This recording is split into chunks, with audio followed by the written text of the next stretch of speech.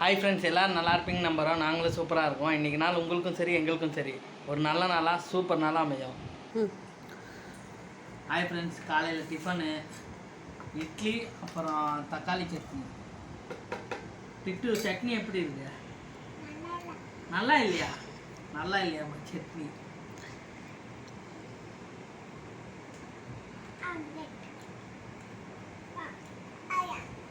நல்லா தான் இருக்குது சட்னி. நல்லா இருக்கா? காரமாக இருக்கு. காரமே இல்லையாம்மா?